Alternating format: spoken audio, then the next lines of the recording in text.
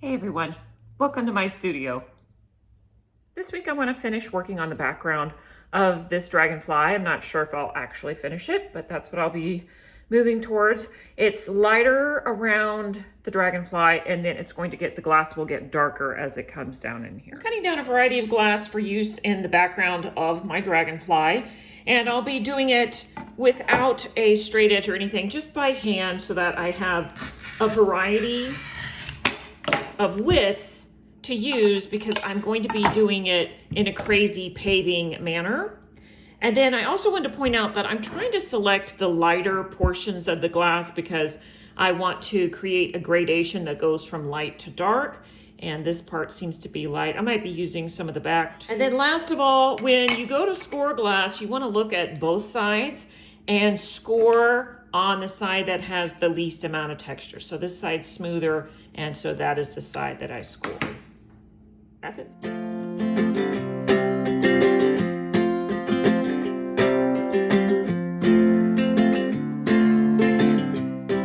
I have outlined the dragonfly with a line of tiles, and it is called Opus Vermiculatum. When you do that, it gives a slight emphasis to the main figure. And in going around the dragonfly, I have used different shapes called keystones. And so I just want to use this opportunity to point out that these are not squares when you go around the curve. Here I've got squares and rectangles, but then when it comes to a curve, to fit around more closely, to fit the pieces more closely, the shape needs to be more of a wedge shape and less of a rectangle. Because if I took pieces that were shaped like rectangles and went around a curve, there would be that triangular gap there. But if I take a piece that's wedge shaped or keystone shaped, it goes around the curve in a much more smooth fashion. So that's called keystoning, and everywhere where there's a curve, I wanted to keep a nice smooth line, I did keystoning around. And then now I've started the Opus Palladium. I'm gonna do the lightest color here, and I'm gonna slowly gradiate out towards darker colors. And that's why I have the circles there. I'm not gonna put tiles in a circle pattern. I just have the line there to remind me it's time to change the gradation to the next level.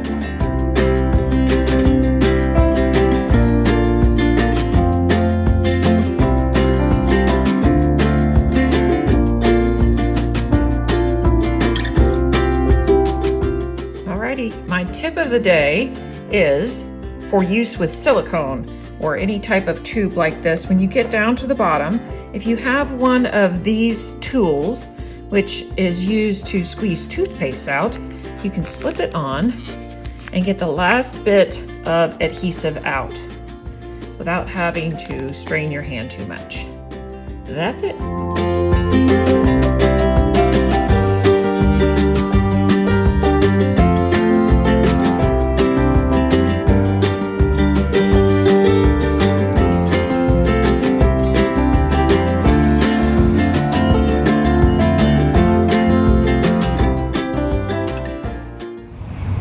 Downtown Roswell, where Jennifer Freeman has this public work of mosaic art called The Heart of Roswell, and it's a bench. So let me show it to you up close and personal.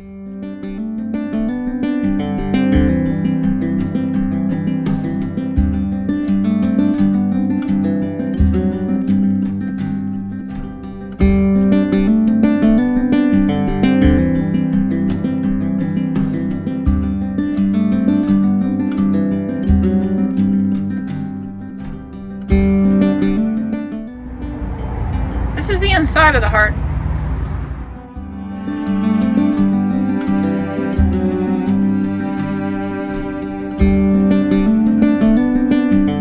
And here's the outside, and you can see she's got a circular pattern and some swirls going, and then a very regular background all the way around. This is the other side on the outside. Look at that shimmery blue and green. Beautiful. Here it is from one side. And I just want to show the setting that it's in. This is a nice little walking area with lots of shops and trendy restaurants. Really great place. There's a little Christmas tree over there. Very nice area. She used some Millie in there. Look at that. I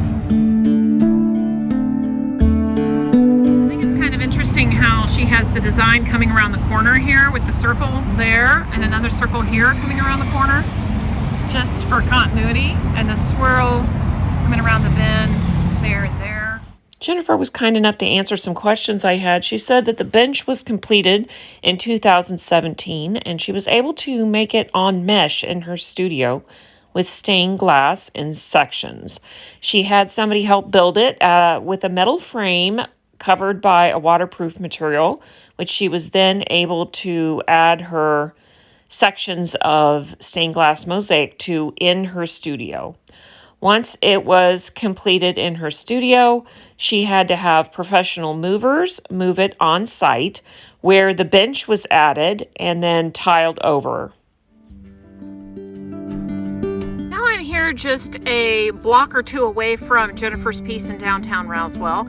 This is called the Roz Wall, and it is right near the City Hall. It is a huge mosaic wall, which I will show you a little bit more of. But here's the plaque that shows who worked on it. Not sure which artist or how long it's sort of the short end of the wall. It gets much taller as you move to the right, but it does say Roz Wall right there in mosaic. I would like to point out that I think some of the technique is not suitable for outside. Here, clearly they've used mirror with thinset, and as you can see, it has de-silvered in many, many places. Unfortunately, that's what happens when you don't use the proper adhesive with mirror, especially for an exterior piece. That just doesn't work. That's why I use something that is neutral cure.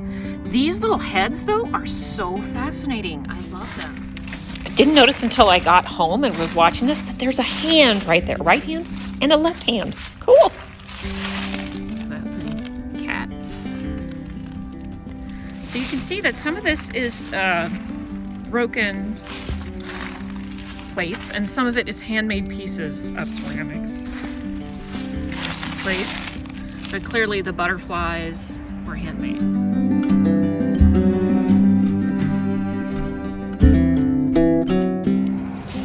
Butterfly on a plate.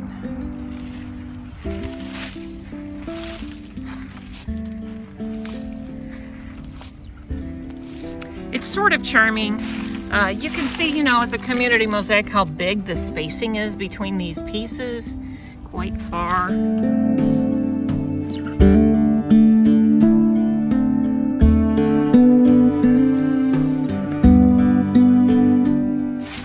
The cement has discolored over time too, so now it's got some, I don't know if that's algae or whatever growing on it.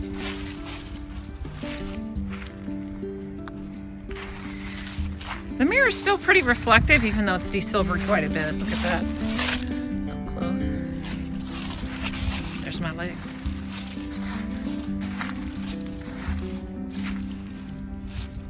There's some more of these heads. So cool. Some of the ceramic you can see is chipping. Probably wasn't made for, well, probably wasn't high fired is all. There's some more chipping.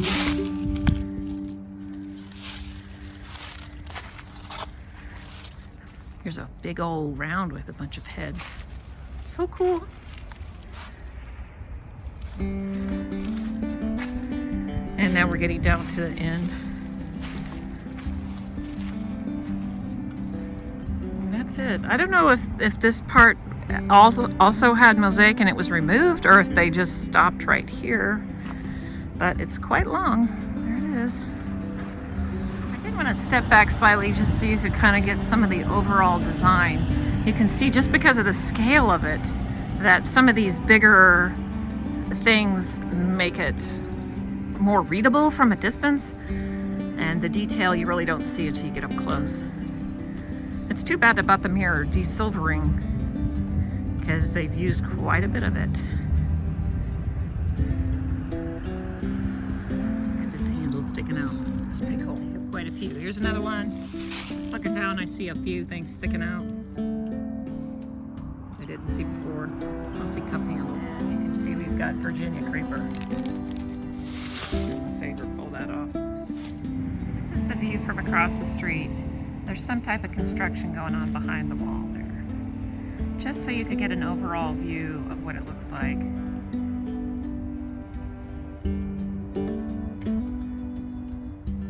There's quite a few hearts down that I look closer. There's one there, there's one there, there's a butterfly, there's a flower. There's quite a few things, just have to look a little closer, I guess. I think this crazy part is still my favorite. It's quite messy up close, but boy, does it have character. Look at those crazy faces. Really cool. Here's my hand for scale on this. It's a big old element. And having this color unify the whole thing really makes it read from across the street. I like it a lot.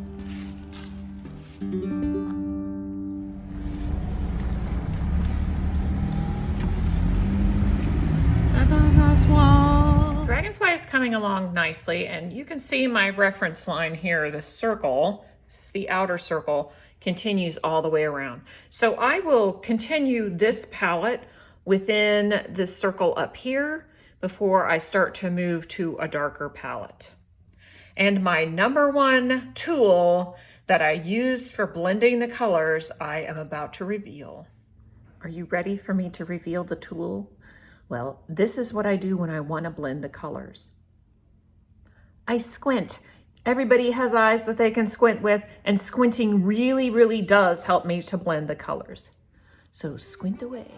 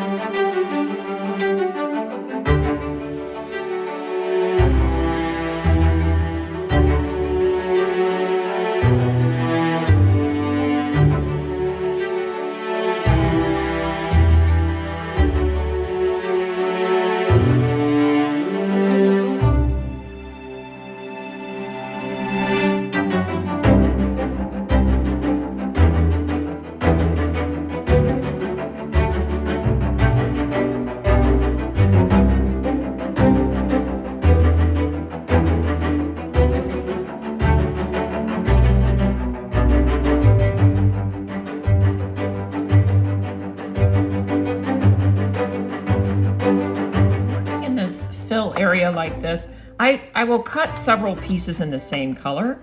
So I saw that there was sort of a lack of this color blue and selected it to go next. So I cut 3 pieces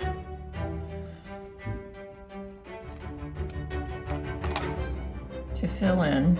And because this is the sky, I'm pushing the blues a little bit more than the greens. And the next color that I will use, there's already a lot of this one, probably be this tealy color. And I'm about to move to my darker palette, which I have here. When I get to this line, but it's not going to be a distinct line, it's going to be mixed. And so the dark is probably just going to fit a little bit on this corner, a little bit on the opposite corner. It'll be more down at the bottom. I've also been avoiding triangle. For instance, this piece is very triangular and that's just not going to cut it. So even though there's not a whole lot of space, I'm going to nip it here so that I've got 4 sides.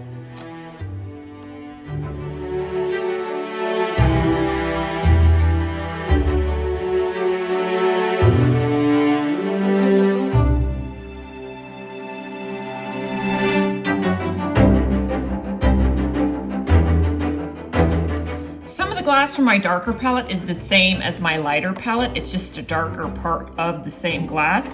So I believe this one and this one are the same, but this one's got a lot more saturation to it. And then this one is the same as this one, but look at those darker, much darker areas. And I am also using some lighter parts of the darker glass. So if I put this dark purple here, there wouldn't be a very good transition. But if I use this part where it's lighter, that's a nicer transition, so that's what I'll do. So this is a good example. You can see this piece I've already been using, and I've mostly been using the lighter side, but there are some darker blends in it, and that's what I'll start to use more of up here.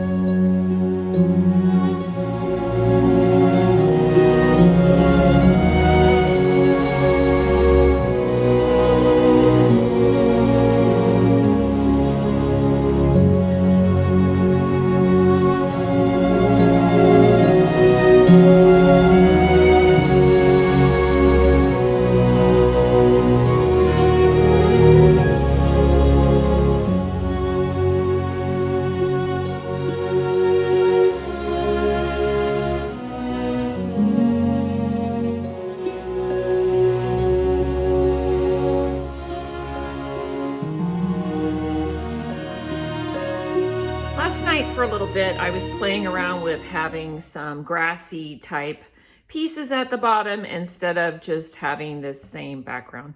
And in the end, I think I am not going to do that. It brings a little bit more energy into it and makes some interest down here, but that's not really what I'm going for. I'm going for something that brings peace because this is a memorial.